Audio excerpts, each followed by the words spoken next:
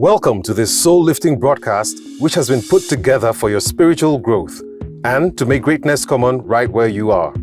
Be sure to make the best of this moment as God takes the lead in all that concerns you. All right, we're looking at inspiring genius in the people you lead. Inspiring genius in the people you lead. It's no longer, news that I was inspired here at Daystar Christian Center. I mean, it's no longer news that my pastor happens to be my major source of inspiration. So inspiring genius in the people that you lead is a topic that I took my time to just look through very well. What really inspires people? Okay, let me ask this question. How many of us have been to the movies recently, to the cinema recently, to watch a movie? Have you ever had an experience where you walked into a cinema and you came out of the cinema and you're wondering, why did I go there? Many people have had such experience, where you couldn't make head or tail of the story and you are wondering, I just wasted my money. Has it happened to you before? That's happened to me a few times. And the real issue we're dealing with there is that the story that you paid money to go and watch lacked inspiration. Yeah, it was flat. A good story will have, so many incidences. Some will move you to tears. Some will grip your heart. Some will inspire you. Some will just give you, an understanding beyond what you have ever seen before. I mean, some will be absolutely fun, comical. You see drama. You see intrigues. Sometimes you see suspense. And you're wondering what's going to happen next. If you haven't read Mr. Lubodi's book before, and while he was telling his story yesterday, you see some suspense. What's going to happen next? After somebody has waited for this long. Or when somebody, somebody born, with polio and all that, is he really going to be able to drive the car? When his father said, you can't drive this car. Yeah. He trained himself, he drove the car. That was very inspirational. Am I saying the truth? And it spoke volume to us to the end that you are the one that can determine what you can do and what you will not do. Somebody say with me this morning.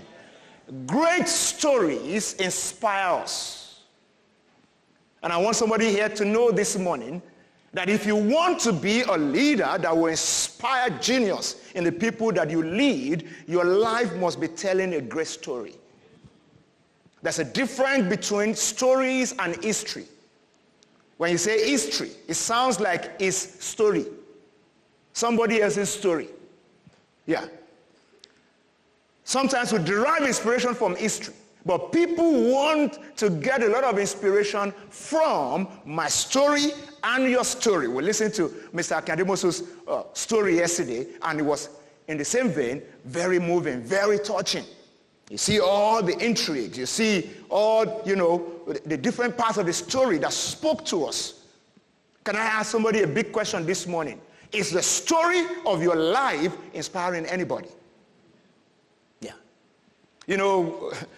All of them came from families. When we were talking about the number of people in their family yesterday, I was telling myself, wait for me. Just wait for me, because I'm coming. Somebody was saying 18 people, and then Mr. Lubodi came and said 9. Just wait for me. Yeah. Wait for me. Because we don't deal with, less than 20. I'm from like 26, 27 in the family. Yeah.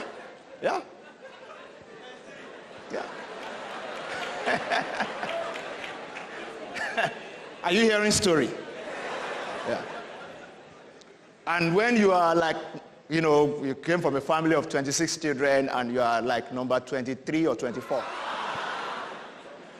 Ordinarily, nobody should expect something big out of your life. Because people have shared they have shared the grace and they have moved on before you showed up. Yeah. I remember a time that my dad was talking to us, and he said, you know what? anything you like, do with your life. My first son, as at the time I was entering secondary school, my dad's first son was finishing his PhD. And he graduated from University of Ibadan, first class. So when you have a son like that, any other son, if you like, sort yourself out.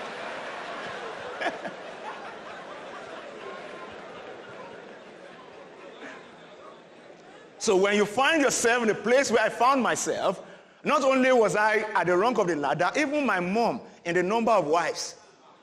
Because she was like number 4, number 5. Yeah, so they are seniors. And then you're born with not too many talents, because I don't consider myself to be extremely talented. Yeah, because somebody may be sitting down here and you feel like, my life is plain vanilla. Not so much talent. Yeah. I just want to tell you this morning that you can still live a life that will inspire. You can still be that leader that somebody will look at and will say, my life can also be significant. And it's not a matter of where you are born, how you are born, because sometimes we're not rightly positioned by birth. I would have loved to be the firstborn of 26 children, not number 24. Sounds better to have a singular position.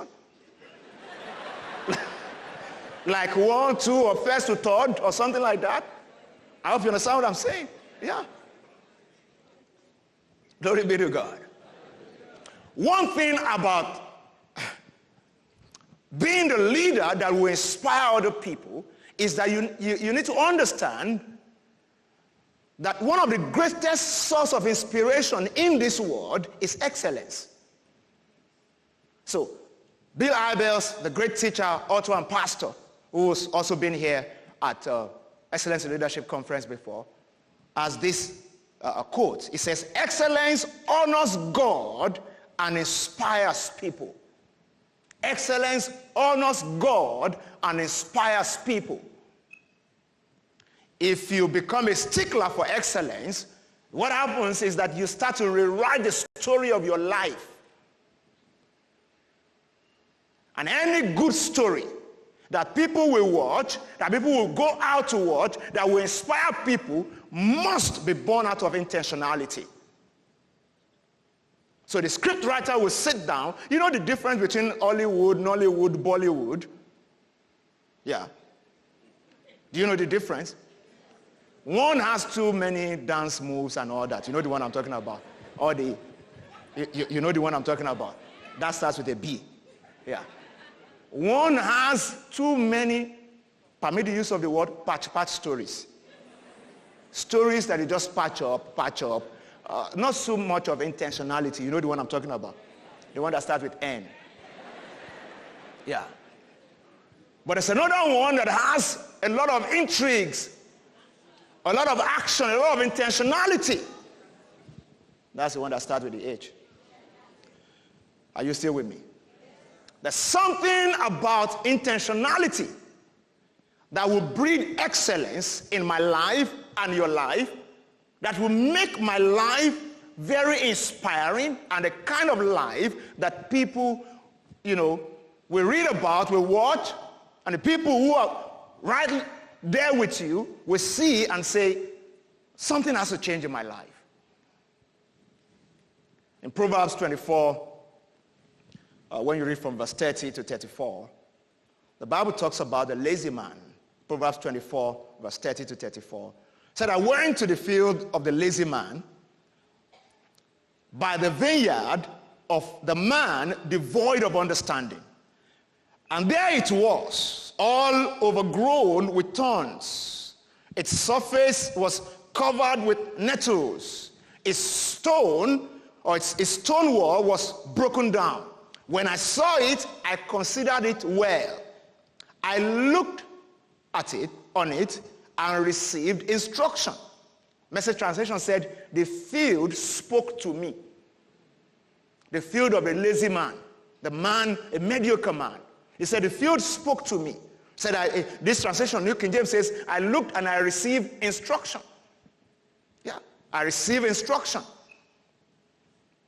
And the instruction is a little sleep, a little slumber, a little folding of the hands to rest. says, so shall your poverty come like a prowler, and your need like an armed man.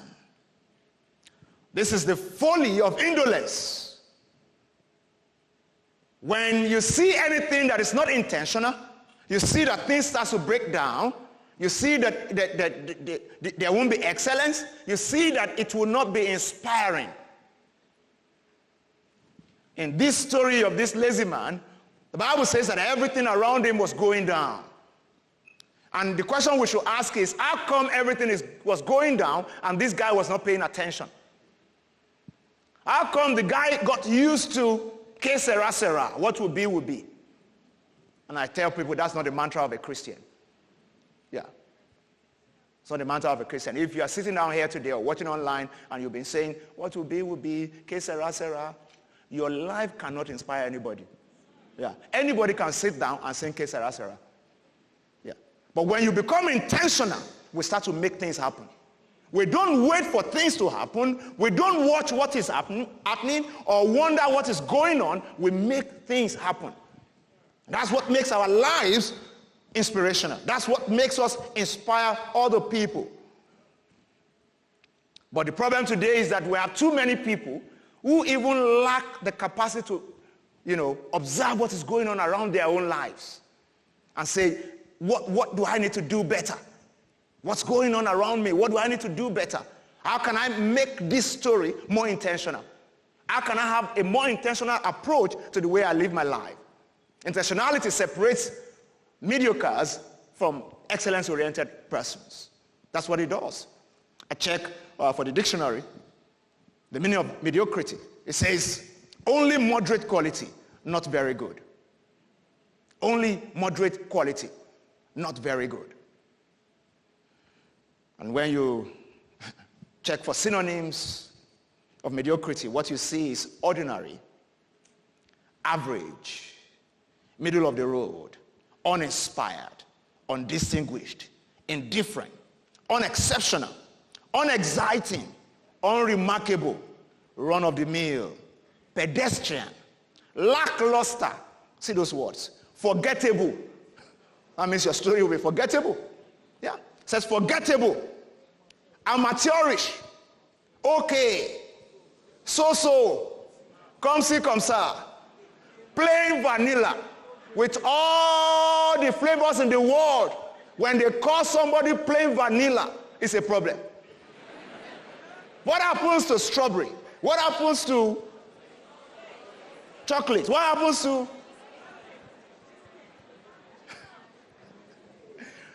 plain vanilla. No great shakes. Not up to much. And the last one says Bush League. Bush League. It meant you left your village, but your village did not leave you. You're still playing in the Bush League. So it will be, exceptionally uninspiring. Let's look at the life of a mediocre person or a mediocre leader, the one who is not inspiring anybody. Can we dissect a little bit the life of a mediocre man? The life of a mediocre man. This is like saying the anatomy of mediocrity. I once preached a message like that, the anatomy of mediocrity. Can we look at the anatomy of mediocrity? What makes a mediocre leader? As you listen to this, I want you to be careful about something. I want you to appropriate it and size yourself up to answer the question, where do I fall, in the midst of all this? Thank you for listening. We hope you were truly blessed. Please feel free to email us at info@elevationg.org for all inquiries or to share any testimonies. You can also follow us on our social media channels @ElevationNG to have access to real-time updates on all broadcasts and special programs. Till we come your way again, keep making greatness common.